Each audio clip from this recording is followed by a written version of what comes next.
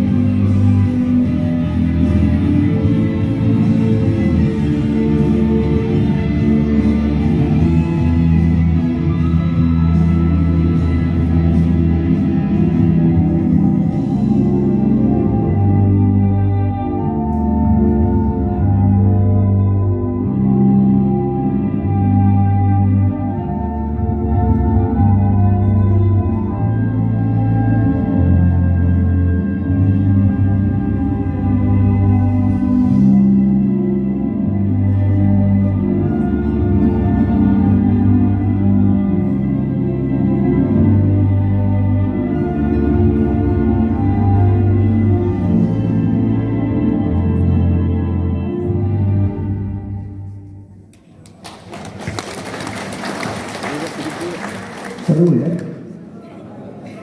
Semua saling berhubungan itu. Karena populasi semakin banyak, ekosistem terputus dan mengakibatkan predator-predator juga hilang, ya. Predator-predator hilang. Nah, karena predator hilang, maka akhirnya makhluk-makhluk halus menyerang manusia. Ya, di sini kami mau menanam hutan bambu, Bapak Ibu sekalian. Kalau kami tanam bambu, pasti ada ular. Kenapa ada ular? Karena di atas hutan bambu itu banyak burung, dan itu makanannya ular. Sekarang ular kami tangkap, kami bunuh. Saya suruh orang sini bunuh, tak ada yang mau bunuh, karena mereka percaya mitos. Akhirnya saya berpikir, kenapa tidak boleh dibunuh? Dan akhirnya benar mereka, ular tidak boleh dibunuh, karena ular makan tikus. Jadi kalau kita jorok, manusia semakin banyak, sampah makanan semakin banyak, maka akan datang tikus. Dan kalau ada tikus banyak, akan datang ular. Begitu saja hukum alam. Jadi karena ularnya kami bunuh, maka tikus menyerang manusia, pertanian jadi hancur. Kemudian setelah itu, Bapak Ibu sekalian, karena anak-anak kami tidak berani menangkap ular, saya jadi berpikir ekosistemnya apa ini yang terputus. Saya cari di Google dan akhirnya saya bertemu musang. Saya datangkan banyak musang, saya beli di pasar burung, saya lepas musang. Malam hari sebelum Bapak Ibu datang ke sini, musang melakukan operasi, ya, menelan ular. Ya. Jadi tadi malam saya jalan, saya lihat itu ada beberapa musang makan ular. Jadi Bapak Ibu aman hari ini. Ya.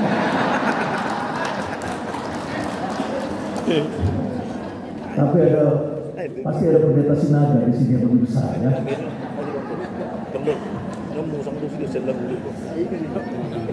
Nah, saudara-saudara sekalian, ekosistem itu satu kesatuan. Karena alamnya kita rusak, maka yang terjadi alam itu menyerang manusia. Kemarin saya pergi ke Bengkulu, itu saya menjaga dan melestarikan, saya galang hubungan dengan orang-orang di kampung itu yang konservasi menjaga bunga bangkai. Sekarang tinggal di situ saja Bapak Ibu sekalian. Dulu ada di Sumatera Utara bunga bangkai itu, tapi entah kenapa belakangan jadi banyak yang punah. Ya, dulu ada di Sumatera Utara. Nah, jadi saudara-saudara sekalian, alam ini perlu kita lestarikan. Itu baru alam. Tapi manusia adalah makhluk yang selalu berpikir.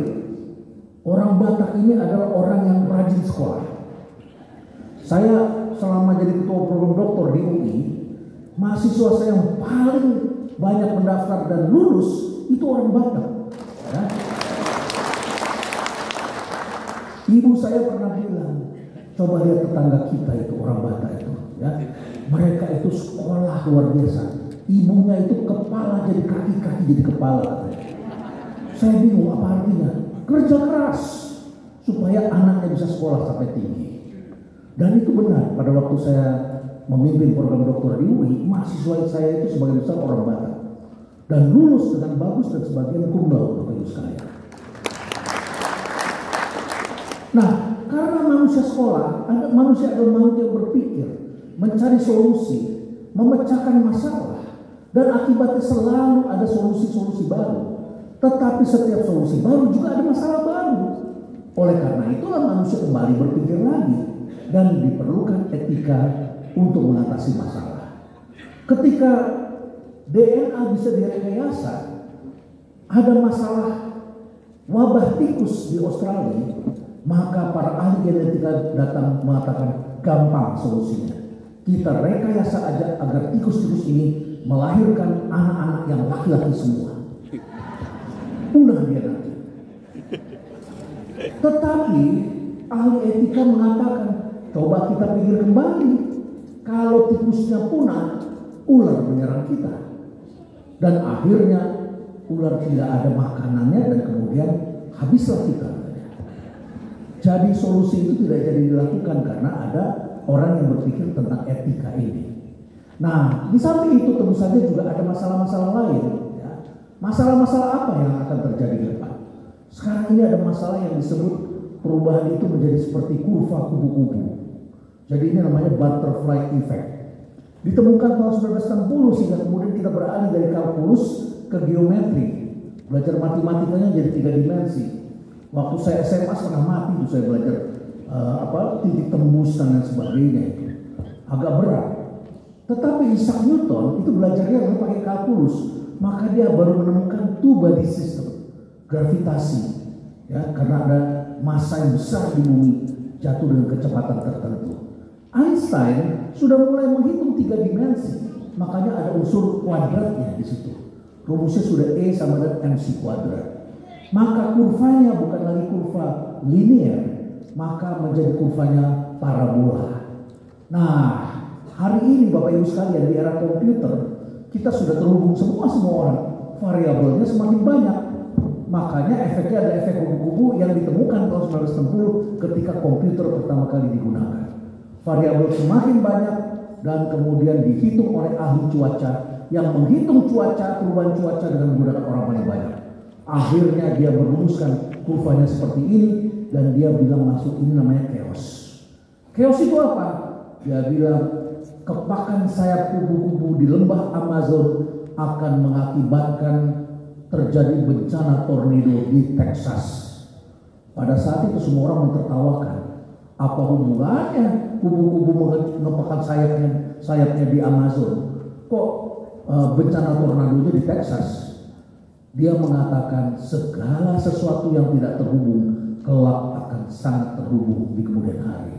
Dan hari ini kita melihat apapun sekarang saling terhubung dan orang mencoba menghubung-hubungkannya. Ini sains, ya. Kalau saudara nggak percaya nih lihat, ini video saya putar ya. Ini coba lihat, saudara lihat di mana ini? Di Lampung ya, Lampung. Ini yang kena. Tahu nggak siapa ini?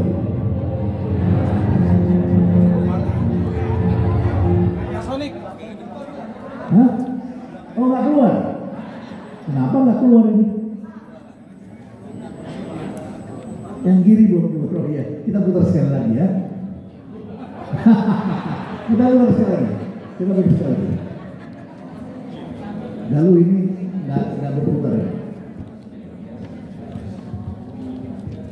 Ya. Jadi saya mau putarkan satu kenyataan begini. Segala sesuatu yang tidak terhubung ini suatu hari akan terhubung ini, ya. Nah, yang terjadi adalah ada seorang anak muda mengkritik Pemda Lampung, jalanannya rusak, ya. Harusnya yang kena itu kan kepala dinas apa? PUPR kan? Ya kita lihat ini Jokowi datang. Audionya tolong kecil ini.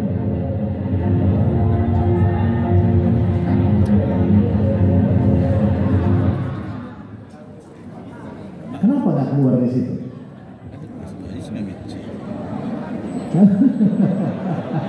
Sentimen ini.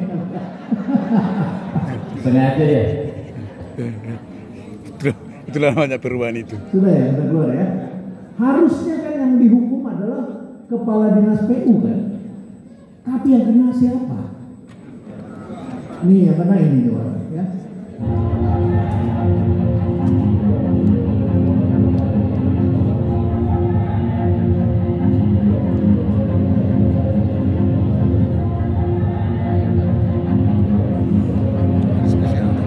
Ini yang kena kan?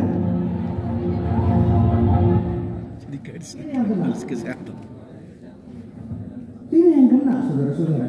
Nggak tahu ya, ada siapa ini? Kepala Dinas Kesehatan. Ya, orang semua mengkritik dia karena dia pakai hijabnya tinggi sekali. Tetapi bukan tingginya, tapi orang yang perhatian ke sana. Karena dia pakai barang-barang bermerek. Pertanyaannya adalah kepatutan. Uangnya dari mana? Jadi yang dipersoalkan adalah jalanan rusak, yang kena kepala dinas kesehatan. Kenapa kepala dinas kesehatan yang kena? Karena kepala dinas kesehatan flexing. Flexing. Apa itu flexing? Flexing adalah pamer otot. Kan flex kan? Tetapi maksudnya apa? Pamer kekayaan. Padahal gajinya PNS. Jadi orang menghubungkan Kalau orang flexing biasanya menggunakan uangnya orang lain. Kalau orang kaya benar konglomerat, itu nggak pamer-pamer. Konglomerat itu justru takut dia pamer. Orang pajak datang. Tapi yang nggak punya duit sendiri pamer di internet kan. Jadi kalau orang pamer-pamer, tandanya dia belum selesai hidupnya. Ya, pakai jam mewah, ya, mobilnya dipajang-pajang, diganti-ganti, belum selesai dia. Karena dia merasa itu identitasnya dia. Kalau tidak kaya raya, tidak terhormat. Jadi saudara-saudara, terbukti pada waktu itu saya pertama ngomong begitu, saya bilang itu kayak bohong-bohongan, kok kalian percaya? Pada waktu itu, sebagian orang itu tertipu karena mereka judi itu. Ya, ada binomo dan sebagainya. Saya bilang itu bohong itu. Nanti kalian akan hilang uangnya. Benar saja, setelah itu ditangkap semua. Ternyata penipu semua itu. Ya, yang bilang gampang banget, murah banget, ketangkep semua akhirnya. Akhirnya ketahuan. Setelah itu PNS yang begitu, kepala-kepala dinas begitu. Ternyata itu juga penipuan karena mereka pakai uang rakyat bukan duitnya sendiri. Setelah itu siapa Bapak Ibu sekalian? Ini perlu saya ingatkan kepada Bapak Ibu, ya. Pendeta.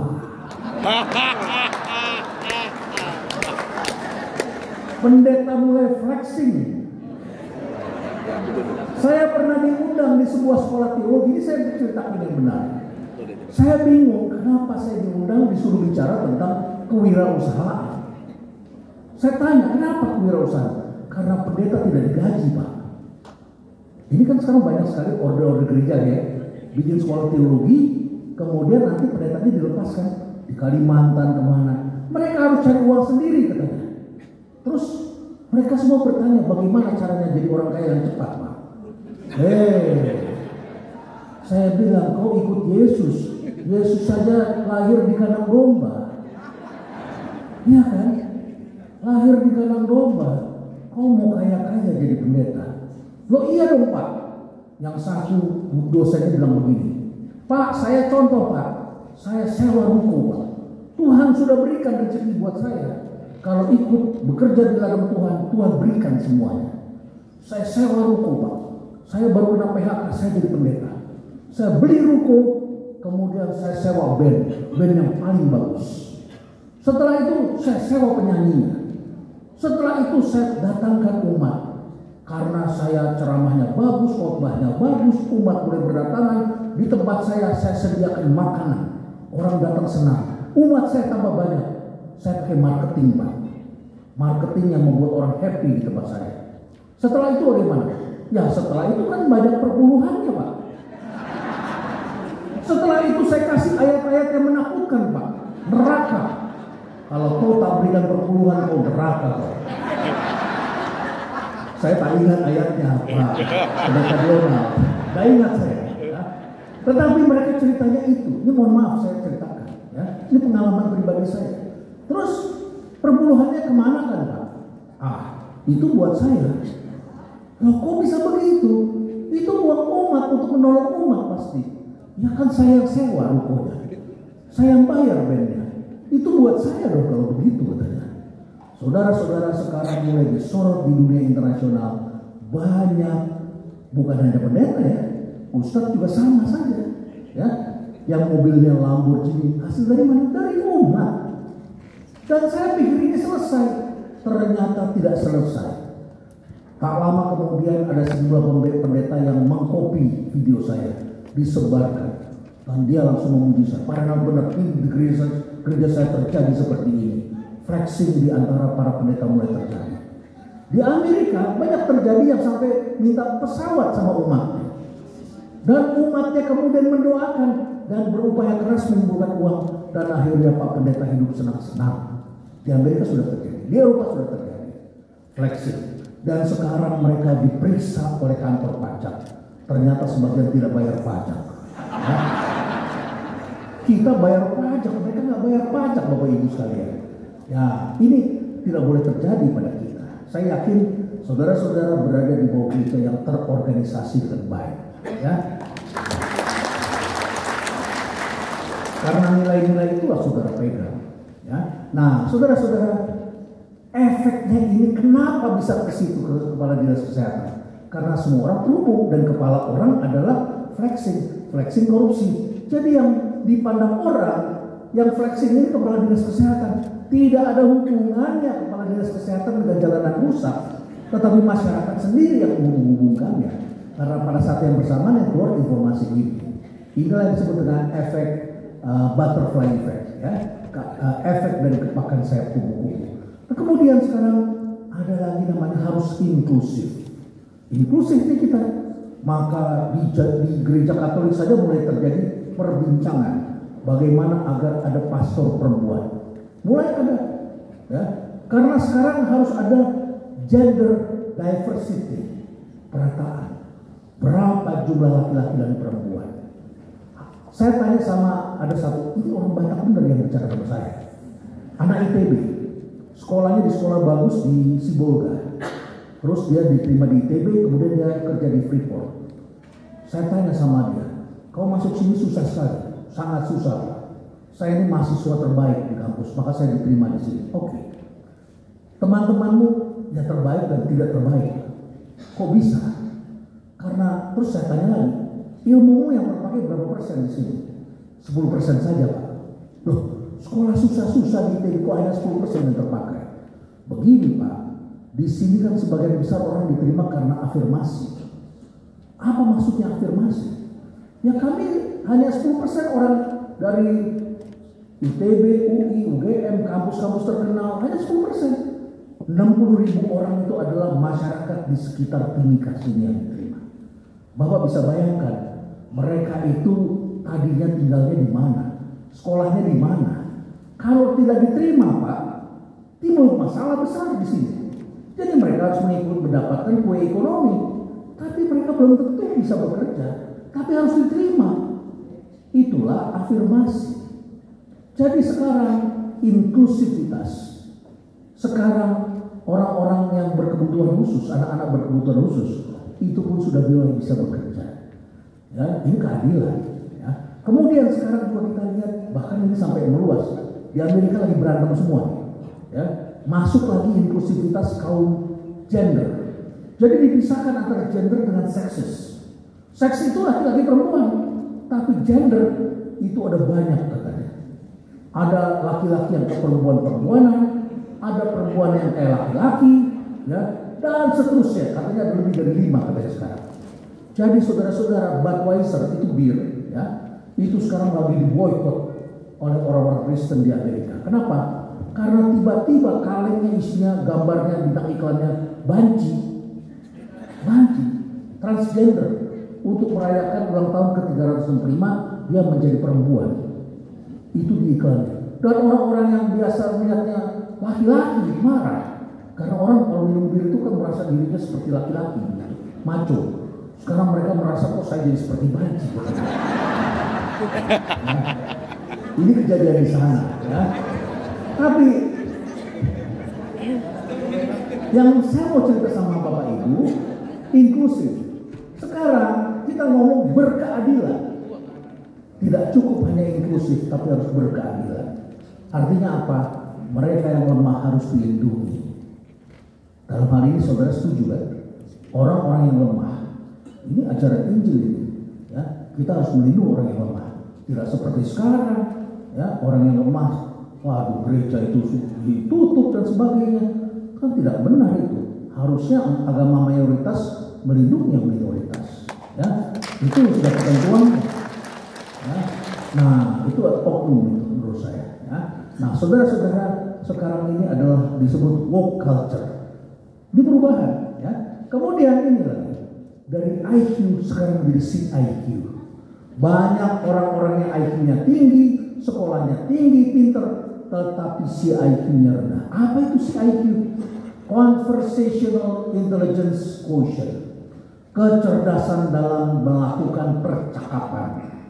Banyak orang yang pintar-pintar di kelas saya ternyata gagal dalam karirnya karena ngomongnya ketus, sembarangan, ya, jadi dokter ngancem-ngancem pasien. Bapak akan mati besok ini katanya. Loh, saya tidak bohong, saya lihat ini kalau fungsi ginjalnya sudah tinggal 10% mati besok ini. Mati betul. Bukan karena penyakitnya, tapi karena dia resah. Karena apa? Karena ada ini beralih dari hormon dari brain ke hormon sekarang. Di dalam otak manusia itu ada hormon. Apa saja ini? Ada endorfin, hormon kesenangan yang membuat saudara olahraga capek, tapi saudara nggak merasa capek. Nanti kalau hormon endorfinnya sudah hilang, besoknya baru saudara merasa kok pegel, kok otot saya sakit. Karena saudara waktu olahraga dikasih endorfinnya keluar. Ya, dopamin itu hormon kesenangan. Saudara ketawa seperti sekarang. Saudara lagi sakit, saudara lagi menderita di rumah sakit. Kita ajak ketawa, lupa. Sampai suatu ketika seorang bilang, jangan ketawa terus, sudah sakit. Memang pada dasarnya sakit, tapi ketawa itu menutupi rasa sakit, bukan? Ya kan? Nah, itu ada seperti itu, ada serotonin, ada oksitosin, dan ada kortisol. Apa itu kortisol? Hormon yang keluar dari otak kita karena orang mengucapkan kata-kata yang mengancam dan menyakitkan dan mengakibatkan keluar hormon dari tubuh kita berupa kita jadi gemetar, kita tidak bisa tidur, dan akhirnya imun sistem kita pun rontok, dan akibatnya kita menjadi mudah sakit. Maka Bapak Ibu sekalian, ajarkan umat-umat kita memiliki conversation yang hebat-hebat, yang baik-baik. Karena kalau tidak diajarkan baik-baik, orang yang ikut dia akan mudah kena kanker. Karena dari kata-kata ancaman terus-menerus. Ya. Jadi ini perubahan-perubahan terjadi. Orang sekarang sudah mulai studinya tentang terkait itu. Dan terakhir dari flexing, sekarang kita bicara kepatutan. Nah, saya baru cerita alam di luar. Saya belum cerita tentang secara spesifik. Ya, kalau ada pertanyaan lebih spesifik, saya tentu lebih senang lagi. Inilah gambaran perubahan dunia yang perlu kita pahami bersama. Ya, saya minta ada tepuk tangan untuk Pak Pendeta Tulus.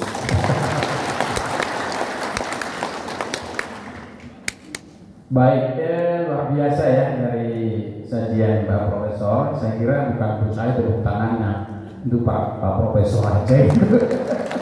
Luar biasa. Itu sudah menjawab pertanyaan kita yang pertama. Saya pikir ini ada 3 pertanyaan yang akan saya ajukan, tapi untuk kita semua pertanyaan dari kita nanti saya kira di sesi yang terakhir aja ya. Jadi 1, 2, 3 orang nanti untuk mengajukan pertanyaan, karena waktu kita juga sangat terbatas. Kalau kita banyak bertanya, Pak Profesor nanti kurang menjelaskannya. Jadi penjelasan dulu kita dengarkan bersama. Kalau ada pertanyaan nanti dicatat juga ya, bisa dicatat dan disampaikan nanti dalam bentuk tulisan. Yang kedua, Pak Profesor, kami di HKBP sebagaimana tema kita pada saat ini adalah pemberdayaan sebagai para pelayan Tuhan yang profesional.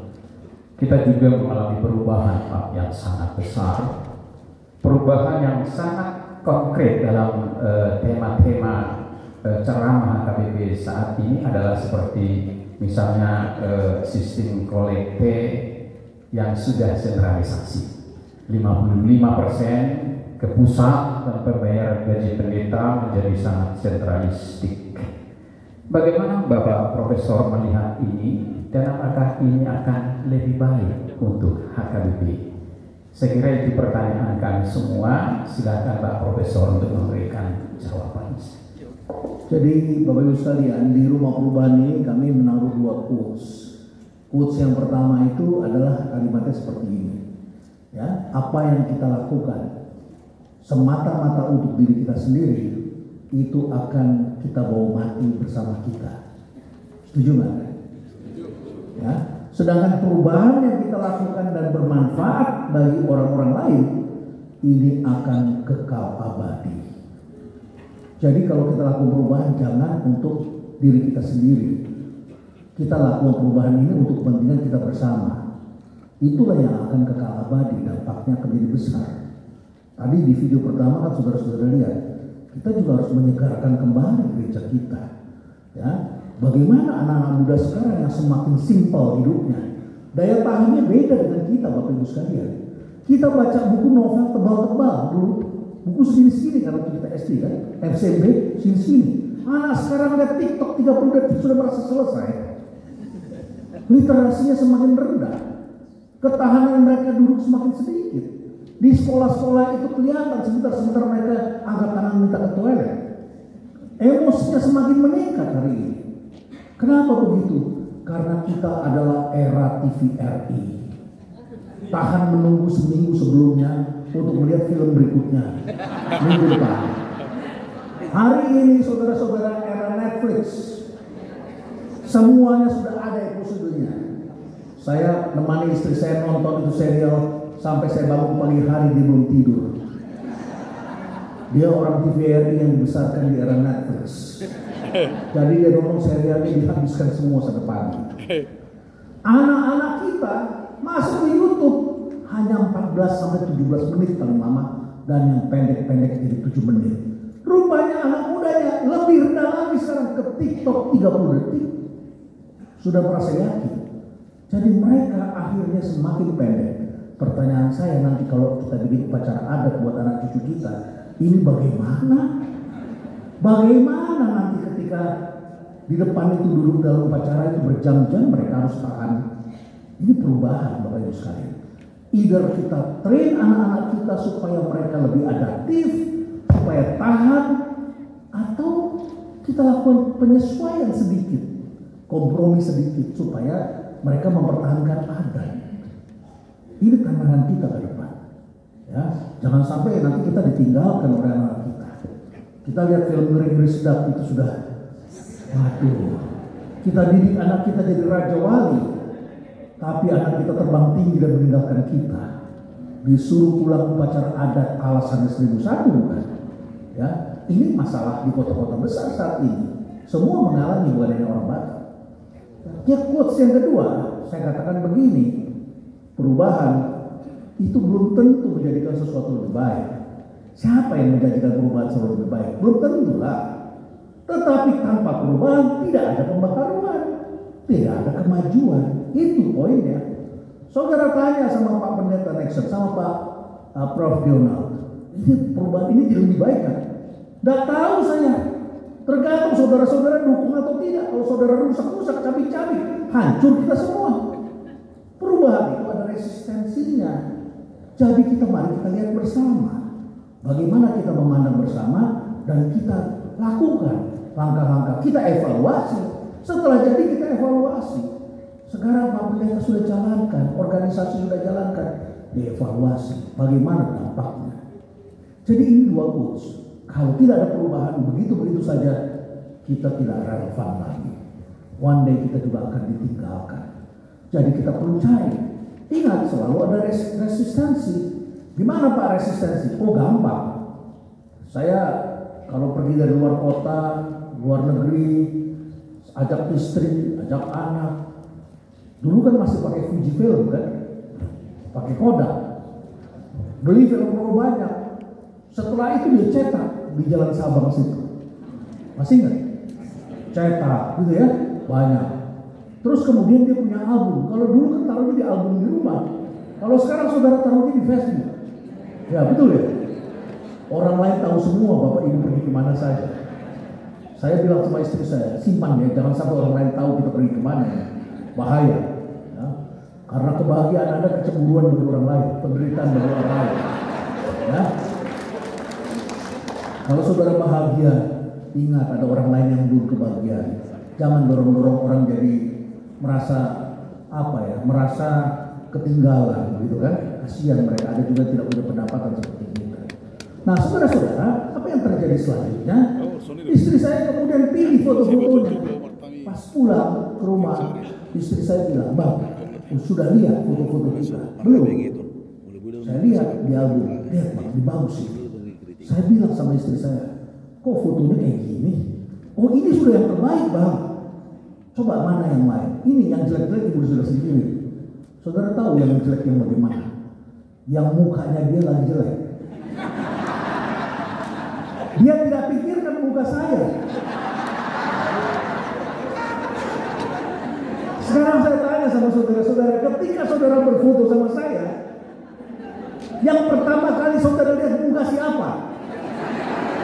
Apakah saudara pikir pikirkan saya sedang ganteng atau tidak ganteng di foto itu. Saudara, tidak penting. Saya pagi-pagi lagi olahraga pakai celana pendek, bapak-bapak, ibu-ibu lewat, Pak foto. Ya ampun, saya lagi berantakan begini kita foto. Sudahlah saya foto. Lagi makan kita foto. Akhirnya pas di foto jadi, saya lihat lagi makan, muka saya lagi mengok begitu ke samping. Tapi si ibu bilang sama saya, nggak apa-apa Pak, yang penting Pak Renal. Enak aja muka saya jelek dibiarin. Saudara-saudara, perubahan resistensi itu seperti ini, ibarat kita berfoto bersama.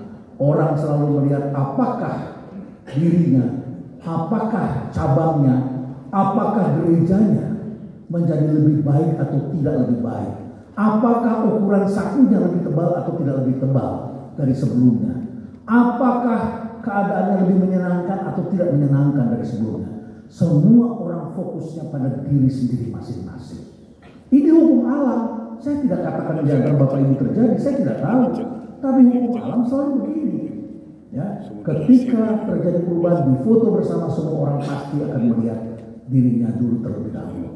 Saudara yang berada di daerah yang sepi terpencil, pendapat uang kolektornya sedikit.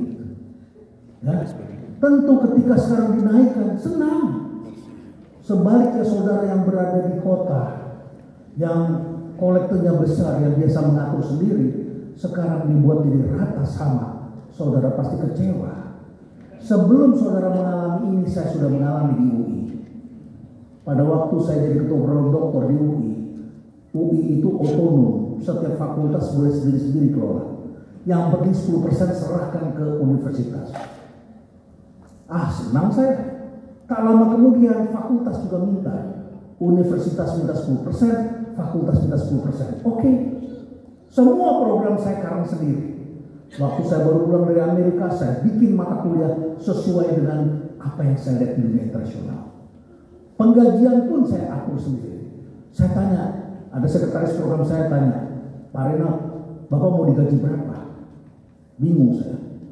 Sekretaris program saya bawa buku cek di kantongnya. Mau digaji berapa lu? Lah, kok begini saya bilang.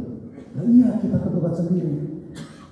Terus saya tanya, di MMUI berapa? Di MMUI gaji 25. Wah sudah, bagus itu saya bilang. Kita bikin 25. Tapi duitnya nggak ada Pak. Mahasiswa kami program dokternya nggak laku saat itu. Dokter cuma 2 orang. Ya, saya tanya 2 orang, kenapa 2 orang? Yang daftar cuma 2 Pak. Jadi diterima semua, iya. Yang drop out berapa? 2 juta katanya.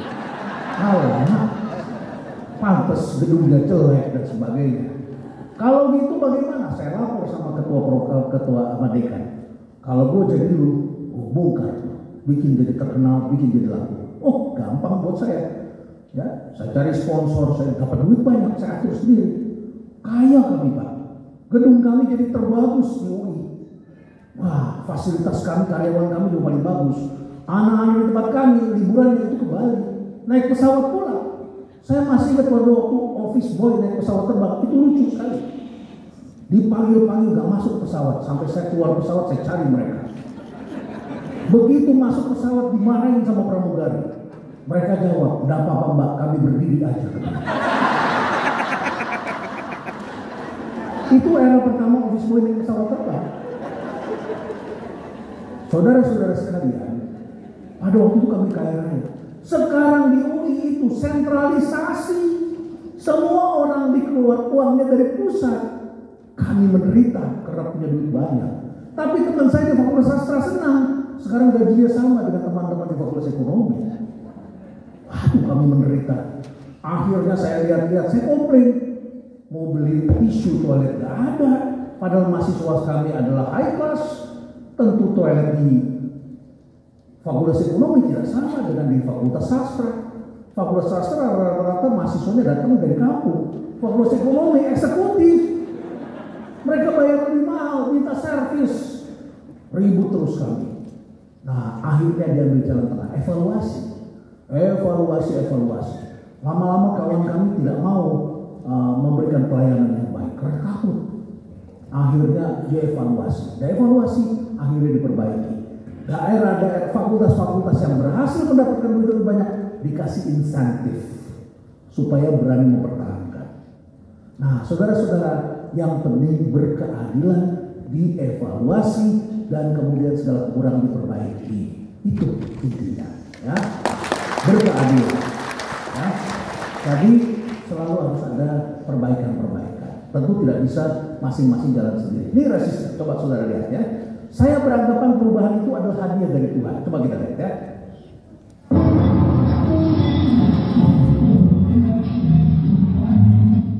Pria ini selalu ingin pulang cepat ke rumahnya.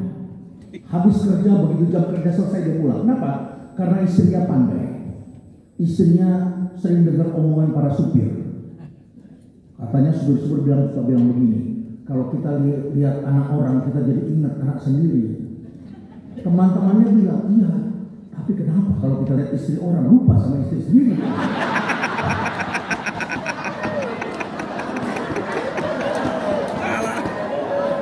Ini supir, bukan pendeta.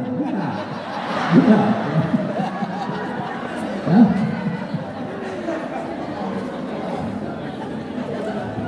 Akhirnya, ibu bapak sekalian, ini rahasianya. Taruh foto kita di dompet suami.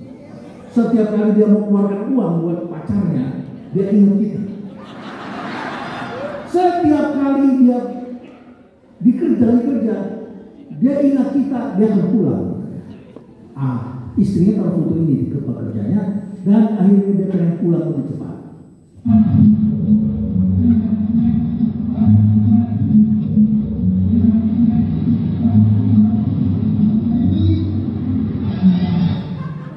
Ini supir apa ini? Truk molen, ya. Isinya apa? Semen, ya. Sampai dia pulang di rumah, dia terkejut, ya. Karena sebelumnya dia nggak pernah pulang jam segini. Begitu dia pulang dia kaget, di depan rumahnya ada mobil ini. Lihat itu, ya. Ada mobil ini. Dia mulai curiga kan mukanya Anda lihat berubah, ya kan? Mobil sport warna biru, laki-laki atau perempuan kira-kira? Laki-laki ya. Coba lihat. Karena dia curiga, dia tidak langsung masuk ke pintu, dia ngintip di kaca. Begitu dia lihat di kaca ini yang dia saksikan.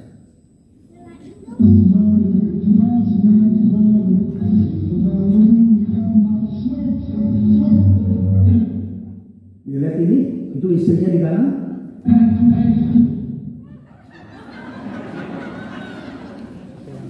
Bayangkan bapak-bapak ketika melihat istrinya seperti ini, apa yang ada di dalam pikirannya? Hancur, Pak. Hancur.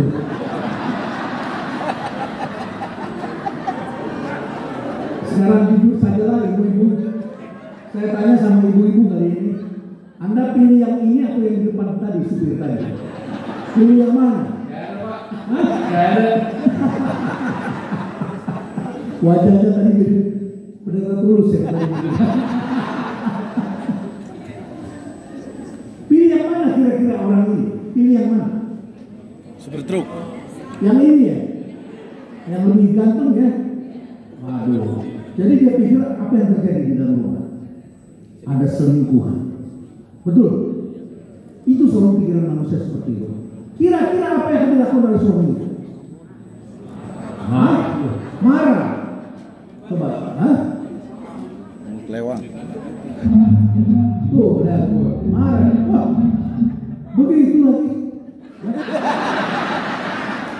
Ngeri.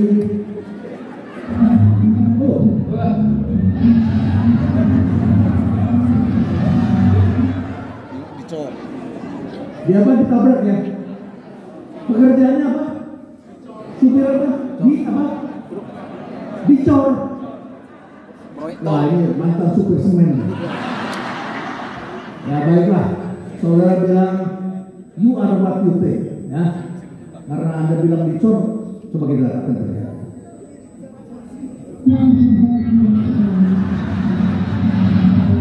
Enak, bilang enak.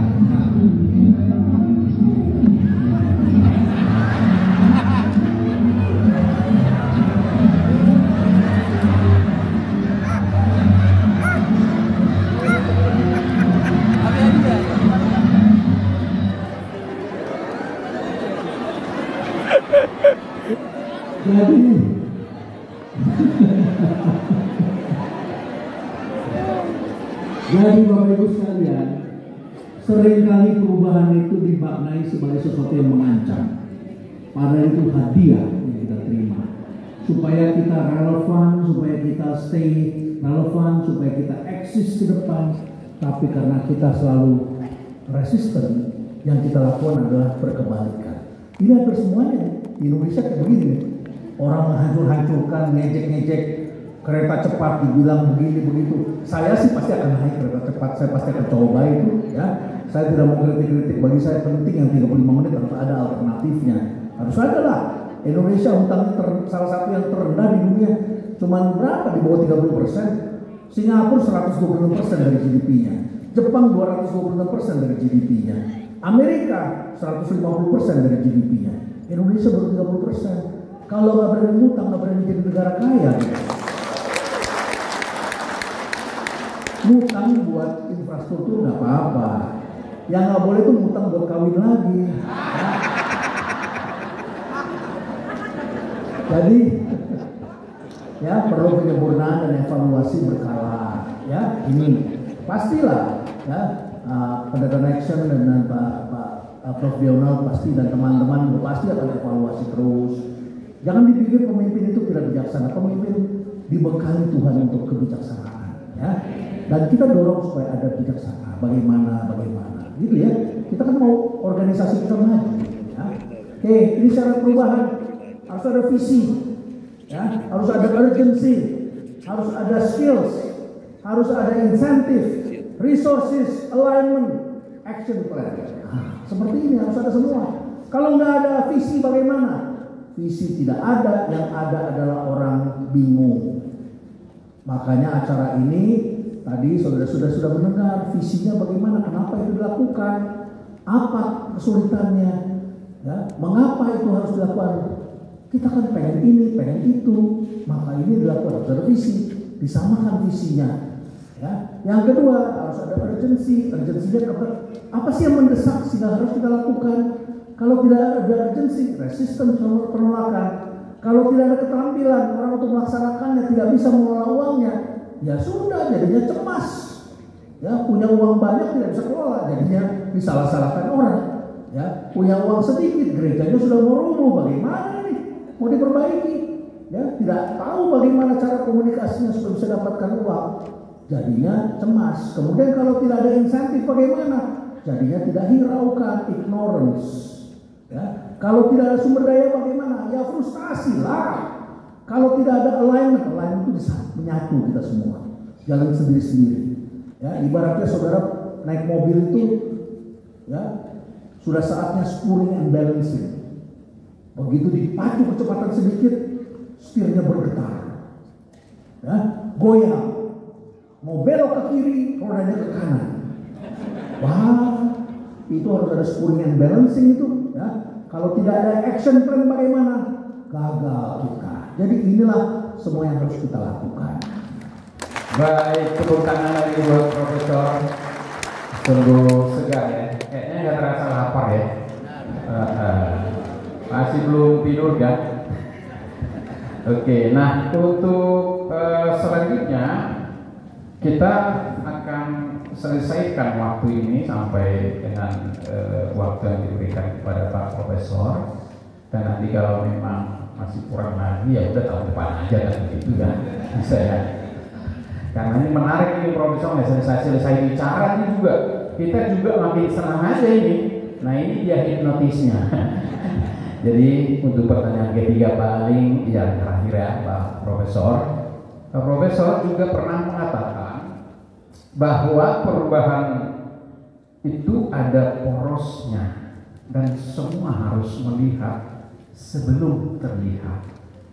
Saya teringat tadi dari keynote speaker kita yang menyampaikan mimpi-mimpi orang hebat di zaman-zaman sebelumnya.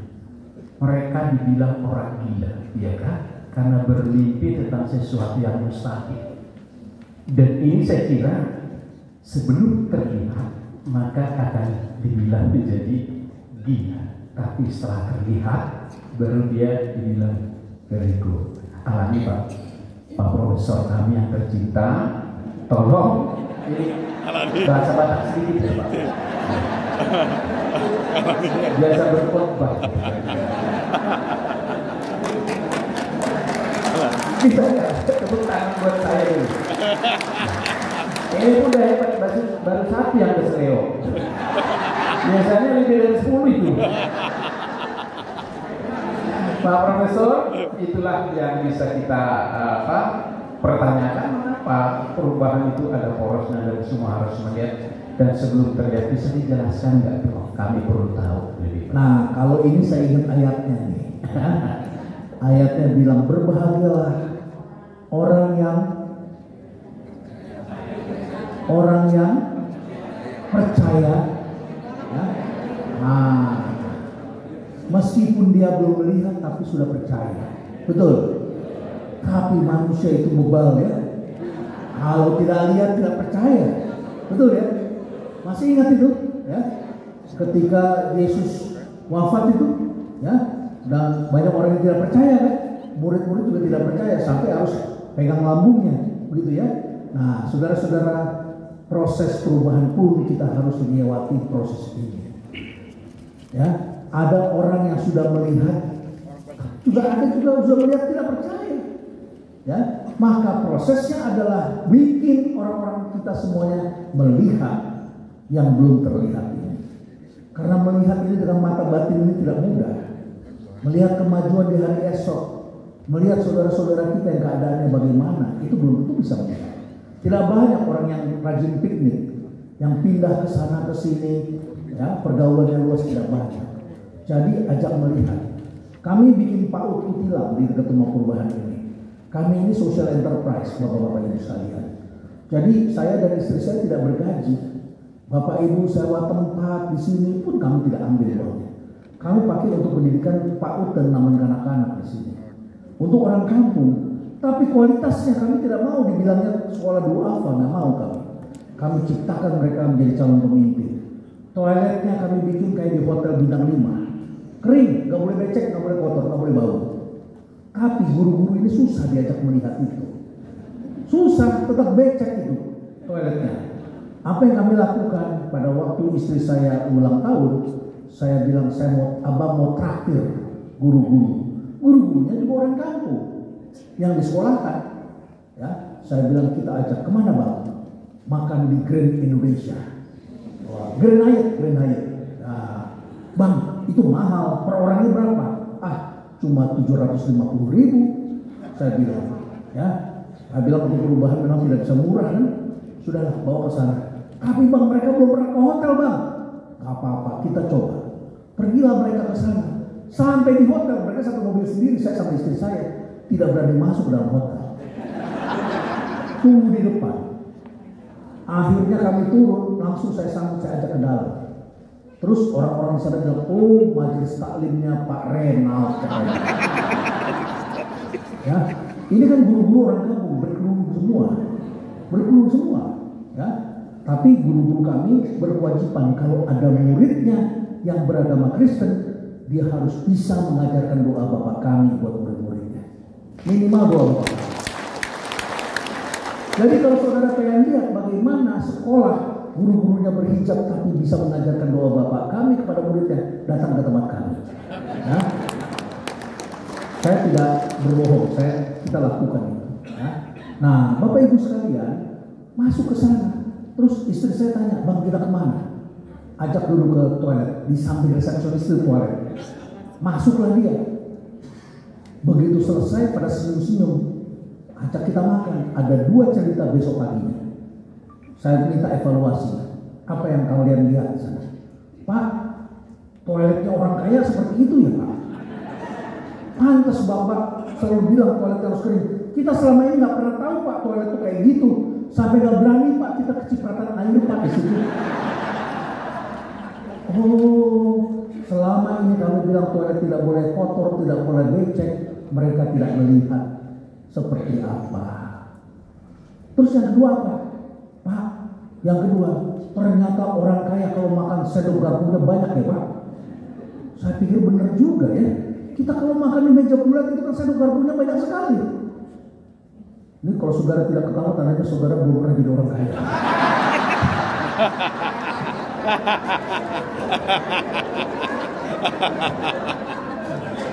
Jadi sendoknya ada dua, garpunya dua, di depan ada dua lagi.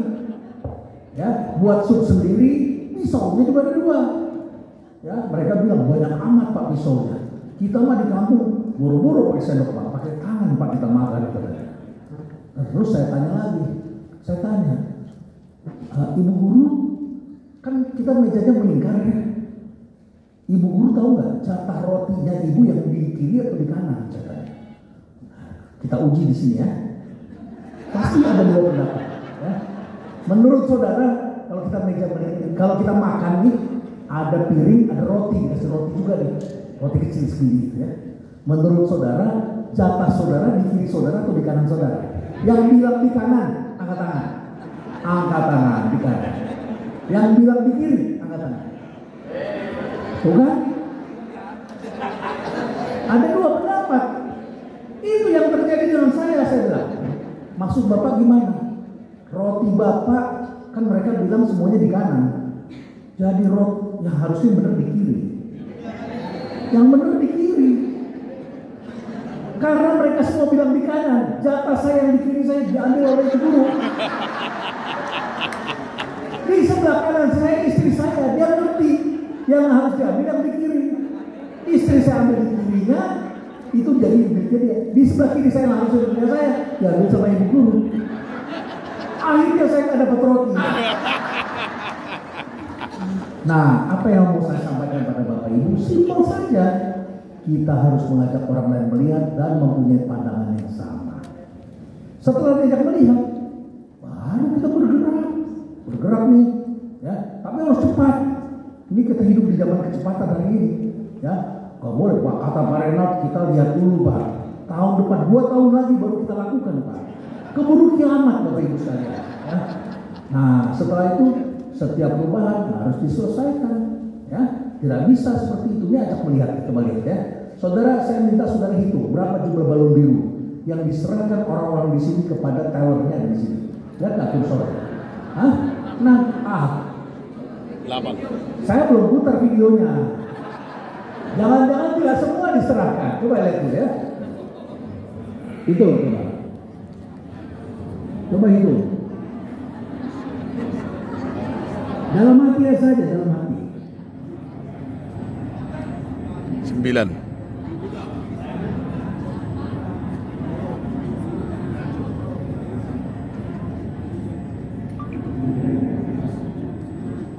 Oh, sorry. Tadi sudah sampai. Wah, saya ulangi lagi ya. Ulangi lagi deh ya. Maaf. Kita ulangi dari awal ya. Balon biru.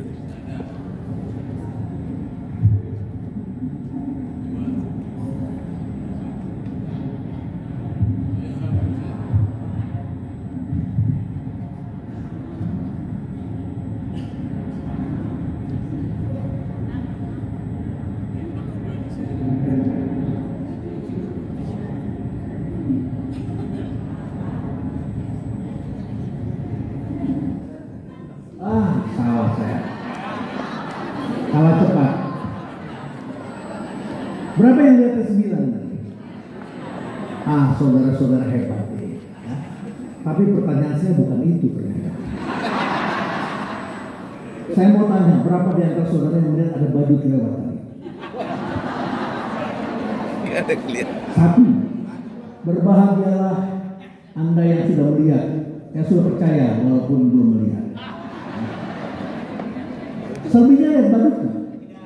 Tidak. Kenapa tidak lihat? Tidak ada. Tidak ada. Benar tidak ada. Kita putar ulang ya. Saudara lihat ya. Saudara lihat. Benar tidak ada?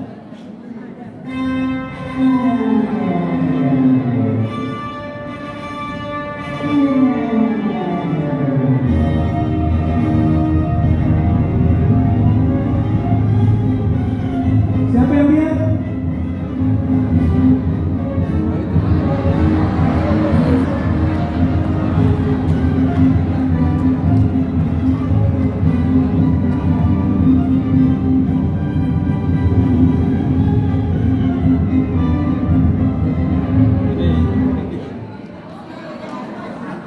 sampai di sini sudah terlihat, itu sudah tidak seru. Ya. Manusia harus melihat sebelum terlihat penuh. Ya. Dan hanya pemimpin tertentu yang mampu melihat sesuatu yang belum kelihatan. Ya. Itu namanya visi. Oke? Dan itu anugerah Tuhan berikan kepada manusia tertentu. Tapi tugas manusia tertentu itu adalah membuat orang lain bisa paham, bisa mengerti. Bukan berarti saudara pintar sendiri, tapi saudara harus ajak orang lain agar mengerti. Kurang lebih begitulah esensinya. Mengapa orang banyak tidak melihat? Karena seringkali orang buru-buru ingin menyangkal realita baru. Ya, dia sudah percaya pada apa yang dia pikirkan di masa lalu. Merubah pikiran tidak mudah. Yang kedua, karena terlalu fokus pada aturan yang sudah ada. Ya, yang ketiga, tidak mau mendengarkan kemudian. Karena ada orang yang tidak mau melihat, tidak mau mendengarkan. Yang keempat, peta yang diselewengkan orang lain. Yang kelima, mindset lama karena terperangkap dalam sejarah. Gereja sendiri juga pernah menghadapi masalah ini. Gereja Katolik di Eropa, ketika Kopernikus menemukan ternyata pusat tata surya itu bukan bumi, melainkan matahari. Ya, kita menyangkal semuanya karena kitab kita mengatakan pusat penciptaan Tuhan menciptakan manusia itu di bumi kan, begitu kan? Ya, jadi seakan-akan ada kehidupan di planet lain. Oke, jadi manusia menyangkal dan tidak bisa melihat kontras. Oke, kontrasnya antara sekarang dengan yang sebelumnya. Kontrasnya tidak bisa melihat. Nah, terakhir saya perlu ada satu pria, satu wanita. Atau nanti aja kalau ada pertanyaan baru saya jawab ya. Lebih baik saudara-saudara dulu yang bicara. Ya, orang Batak ini kalau tidak bicara tidak senang ya. Harus bicara dulu saudara-saudara. Maaf ya. Makasih Bapak Ibu sekalian. Tepuk tangan lagi untuk Pendeta Tulus. Baik, terima kasih Bapak. Kita diberi kesempatan untuk mungkin 1-2 orang untuk mengajukan pertanyaan terkait dengan 3 poin yang kita bahas tadi dari pertanyaan 1, 2, 3. Jadi saya minta untuk 3 orang saja, 2 supaya jendernya ini kelihatan nih ya, 2 dari Bapak, 1 dari Ibu aja. Yang pertama siapa tadi? Yang kedua enggak, udah 2 laki-laki, perempuan aja dulu. Yang 1, oke, dari sebelah sini. Baik, 2 orang dulu.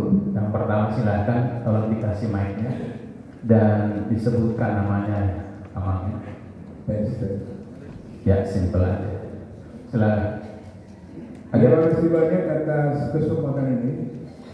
Kami sangat senang bisa bertemu dengan Bapak Profesor Dr. Renald Kasali BSc. Pertanyaan kami, nama saya Situa Dr. Jawadi Malau dari HKBP Cimanggis.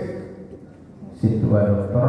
HKBP J Malau dari HKBP Cimanggis. Perubahan itu sudah pasti terjadi, tidak bisa tidak.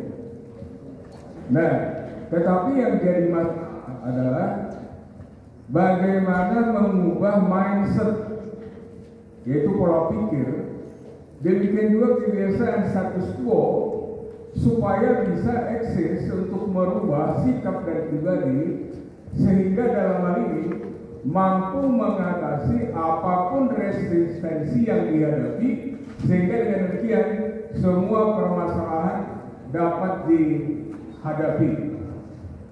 Itu pertanyaan saya. Saya pikir karena ada yang lain, cukup demikian. Terima kasih, Prof. Baik, pertanyaannya kita kumpulkan aja dulu ya, Prof. Sekalian jawab. Ya, silakan. Siapa? Terima kasih, nama moderator. Prof. Renald, saya Sintua Sardi Tambunan. Saya Paralado atau Sintua dari HKBP Depok Timur. Terima kasih, Prof. Kita senang tadi mendengarkan, di samping serius juga kita bisa tertawa hari ini. Tadi di awal Prof menyajikan soal masalah dunia ini sekarang sudah makin katakanlah perubahan, tapi perubahan yang ke arah kehancuran. Saya harus katakan seperti itu. Saya teringat dengan Thomas Hobbes dalam bukunya Leviathan itu, Homo homini lupus, artinya manusia akan menjadi serigala untuk manusia yang lainnya. Ini yang terjadi sekarang. Nah, kembali ke judul hari ini, perubahan. Perubahan itu bisa berubah menjadi baik, bisa juga berubah malah jadi kehancuran. Ya, ketika perubahan itu tidak dibarengi dengan misalnya integritas, kapabilitas, dan juga tentu profesionalitas. Nah, menurut Profesor, dengan sekarang ini HKBP sudah melakukan perubahan. Salah satu dari yang disebut oleh moderator adalah perubahan sentralisasi keuangan. Nah, sekarang Prof, banyak juga jemaat atau gereja yang katakanlah tidak setuju dengan adanya sentralisasi tadi. Tadi seperti disampaikan, tadi sudah disebutkan ada juga yang setuju. Nah, sekarang bagaimana Prof? Kiat kami ini jemaat untuk boleh memberikan dukungan kepada pimpinan HKBP untuk boleh melaksanakan tugasnya. Karena kami di sini adalah bertugas hanya di gereja kami masing-masing. Itu mungkin Prof, apa yang sarannya Prof atau masukan Prof yang lebih tegas lagi kepada para pimpinan HKBP untuk boleh mempergunakan kebijakan yang sudah dilakukan masalah sentralisasi dana HKBP. Demikian Prof, terima kasih. Baik, itu yang kedua. Yang ketiga, Dina dari sebelah sini. Silakan. Yang ketiga. Terima kasih Prof. Nama saya Ketua RW Romawi dari HKBP Bogor.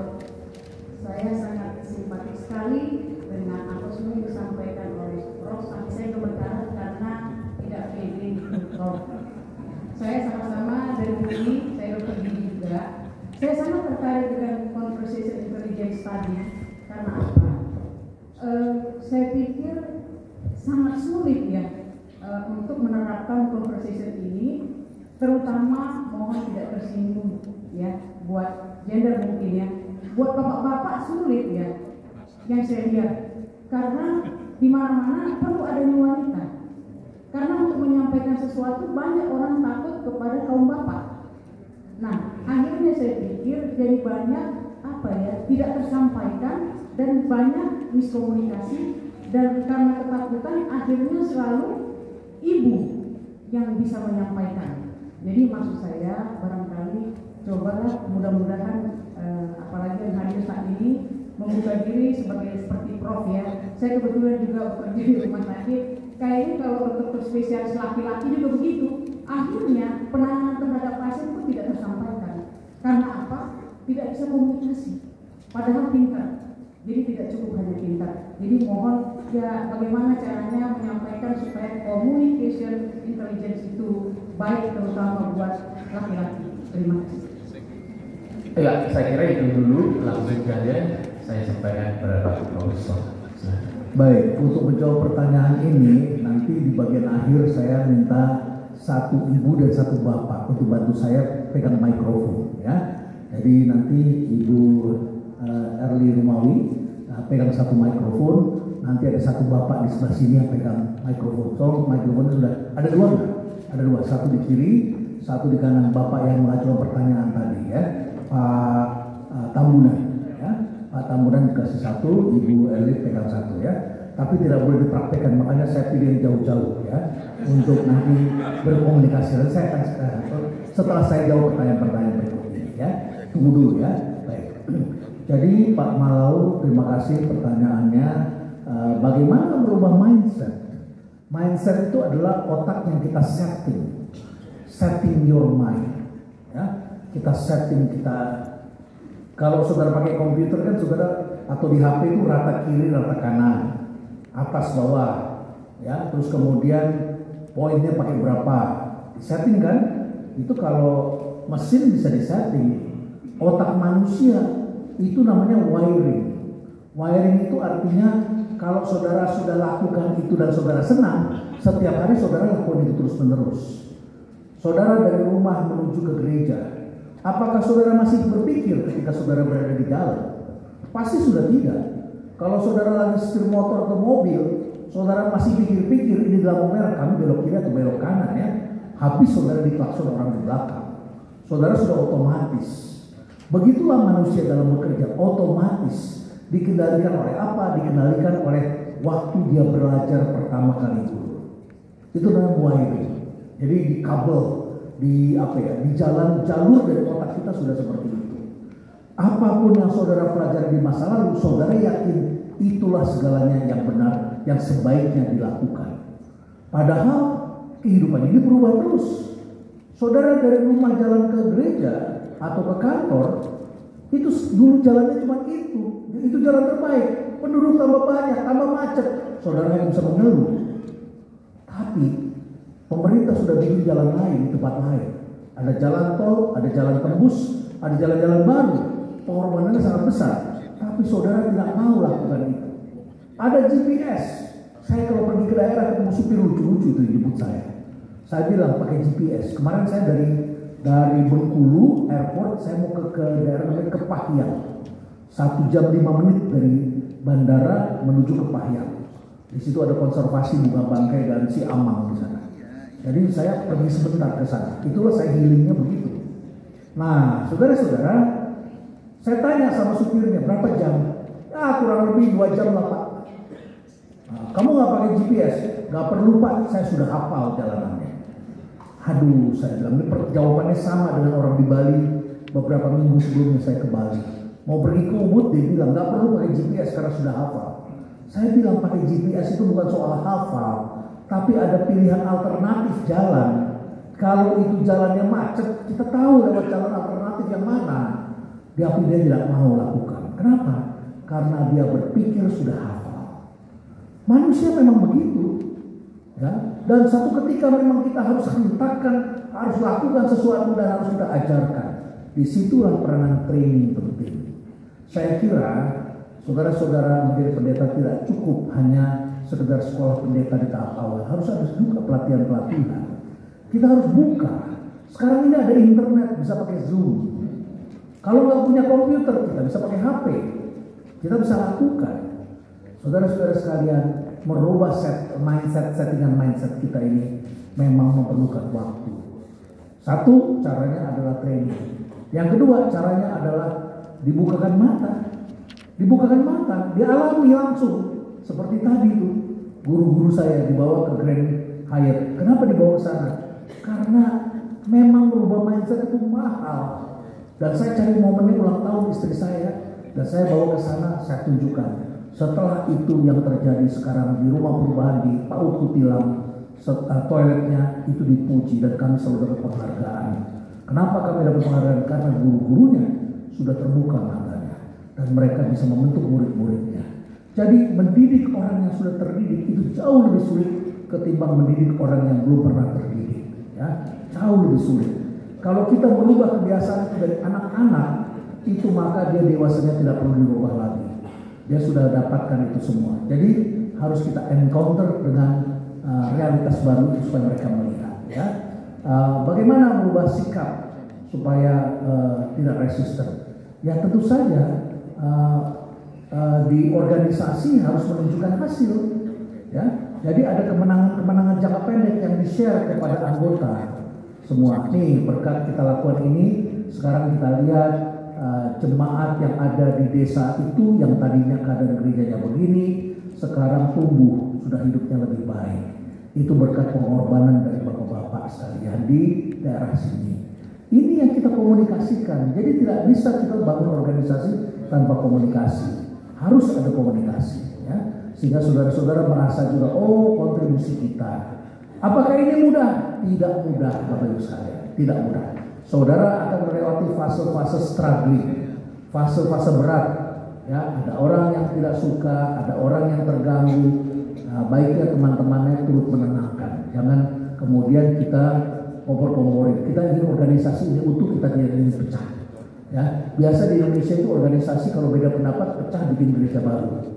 Ya, bikin lagi nanti ada sekte baru. Ya, bikin lagi nanti ada organisasi baru. Kira-kira begitulah ya. Nah, mudah-mudahan tidak terjadi karena perubahan ini. Ya, mudah-mudahan tidak terjadi. Oke, Pak Tamuna, jemaat yang tidak setuju bagaimana? Tugas kita tergantung Bapak Ibu sekalian. Saudara ikutan tidak setuju atau saudara setuju? Kalau umatnya tidak setuju tapi saudara juga tidak setuju, ya saudara lakukan perlawanan. Ya, Kenapa perlawanan? Saudara bisa saja nanti suatu ketika ada yang mengatakan umat saya tidak setuju, padahal barangkali tidak setuju kita. Tetapi karena kita sama dengan umat kita gunakan umat kita. Ya, umat kita tidak setuju.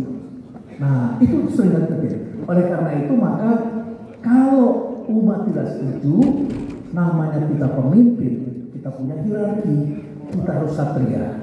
Kita ikut dalam organisasi ini, kita patuh pada organisasi. Pilihannya either kita jadi pemimpinnya atau kita jadi pengikut. Kalau kita jadi pemimpin, kita kasih arahan.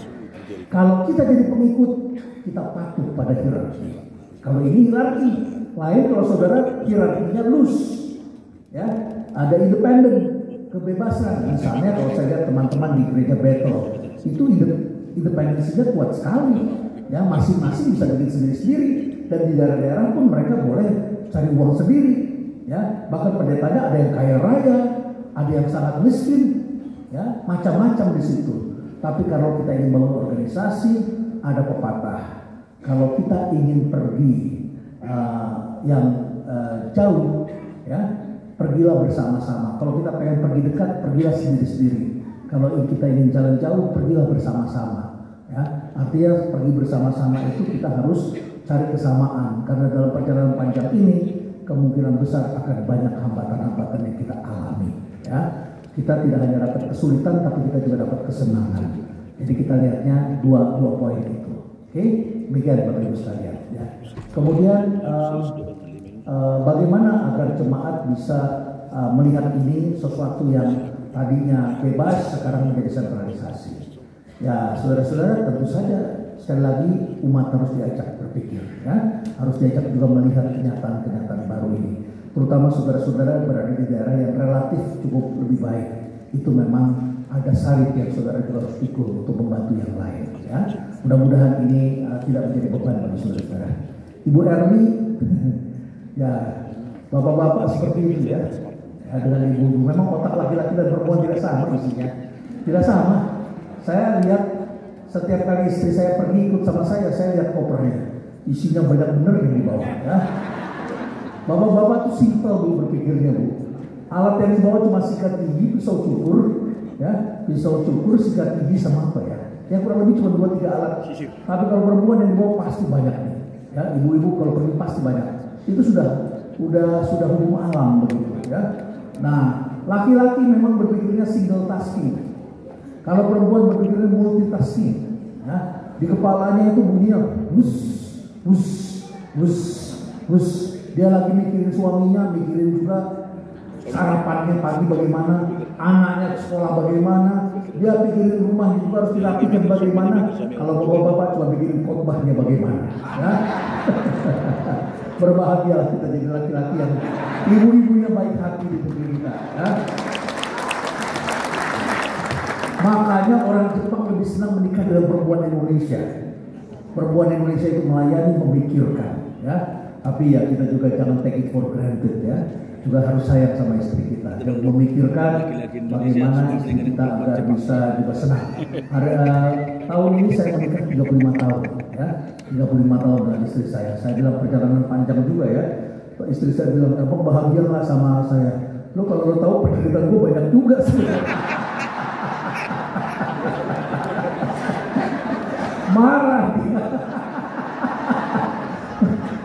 Marah dia. Ketika marah baru dia bilang, "Abang tahu nggak? Aku juga penderitaan banyak sekali."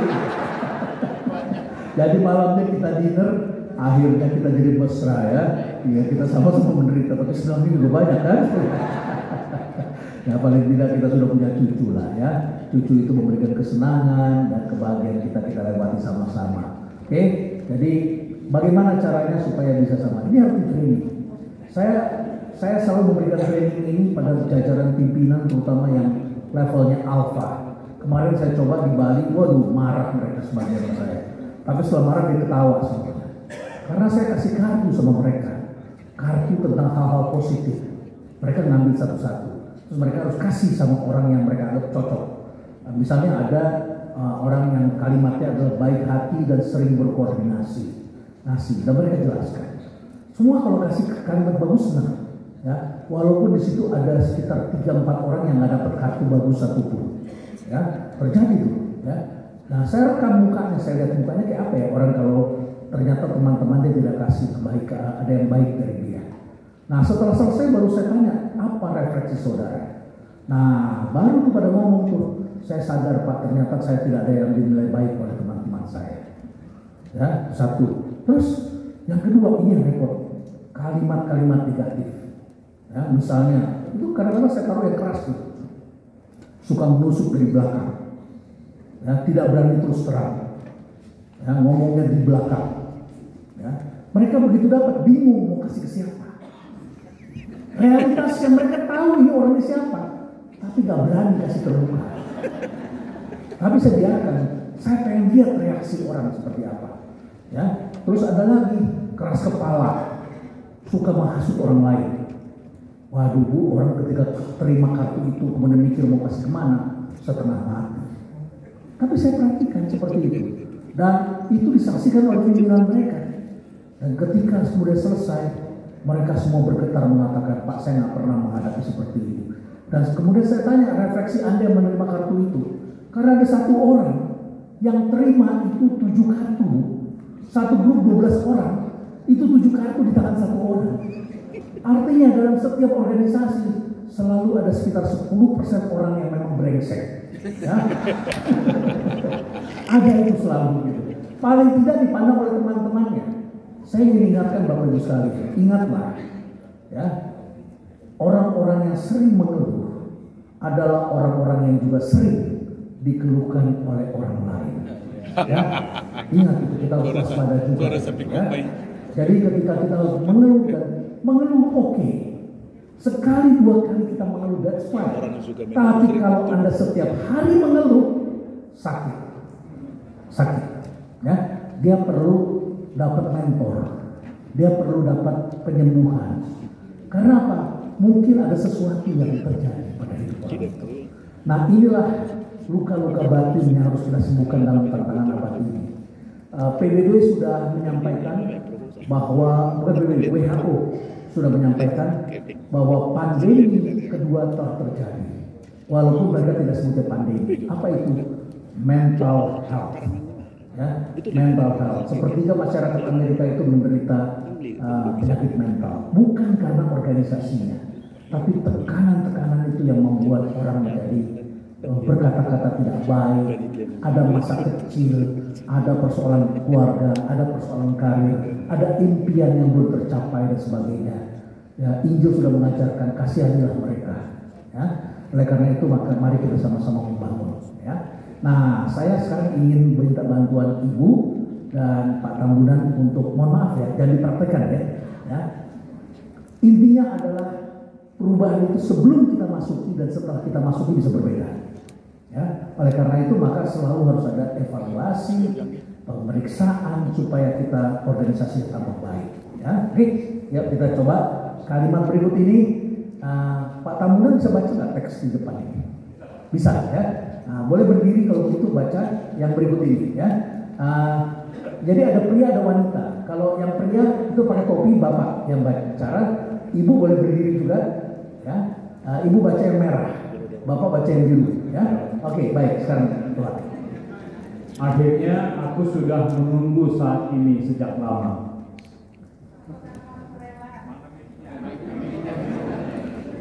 Oh, lu dorong kan? Nyala. Tes. Oke, baik, silakan. Ya. Agak keras suaranya dekat mulut ya.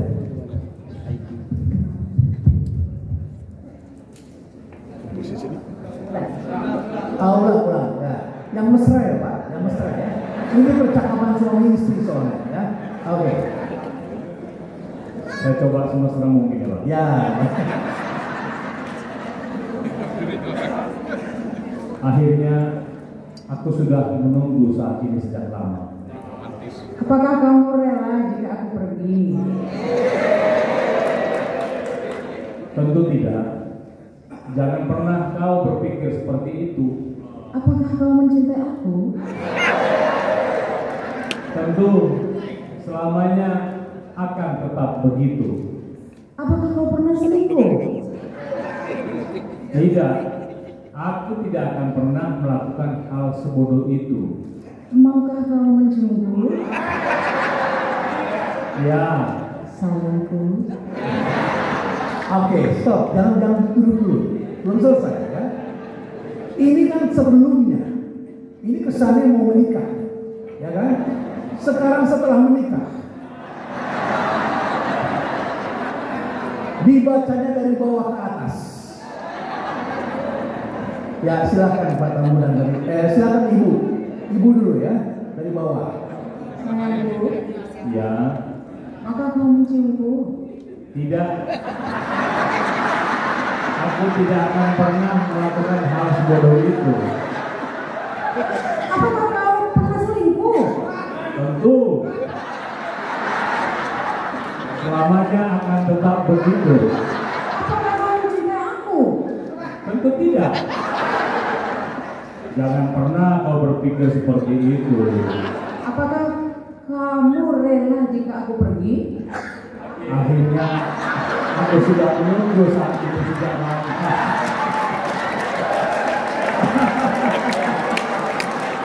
Tepuk tangan untuk Ibu dan Bapak. Terima kasih Pak Tamunan. Terima kasih ya. Perhatian ya, kalimatnya sama, tapi masanya berbeda. Kita mulainya dari depan satu, dari belakang situasi bisa berbeda. Inilah rahasia kehidupan, Bapak Ibu sekalian. Perubahan itu selalu terjadi. Perubahan itu sebetulnya indah, tapi ketika kita jalani bisa saja kita mengalami hal seperti ini. Ya, oleh karena itulah saya katakan evaluasi penting, mendengarkan penting, ada kanal untuk menyampaikan saluran penting. Ya, namun hierarki juga perlu kita jaga. Kita perlu nilai-nilai yang sama dan kebiasaan-kebiasaan lama dalam hal tertentu pun harus kita perbaiki. Gereja pun perlu melakukan training-training yang baru. Ya, bila diperlukan, saya bisa sharing. Bapak kirim kelompok kecil, saya latih untuk menjadi trainer. Jadi trainer, ya. Nanti setelah itu training sendiri di dalam gereja bisa kita lakukan seperti itu, ya. Sehingga kita bisa lakukan perubahan. Ya. Jadi sekali lagi Bapak Ibu sekalian, terima kasih sudah datang ke Rumah Perubahan, telah bersabar, telah bersama-sama menghadapi masa-masa yang ya tidak selalu mudah, tapi kita telah mendapatkan kebahagiaan bersama. Terima kasih atas kehadiran Bapak Ibu sekalian. Semoga Tuhan selalu memberkati kita. Amin. Bagus. Saya kira sudah cukup ya, cukup nggak usah lagi dibuka sesi, nanti gak enak, terakhirnya sudah paling enak. Dan saya mohon kita semua berdiri, kasih tepuk tangan buat Pak, dan kita kasihi Profesor Hainan. Tepuk tangan yang meriah.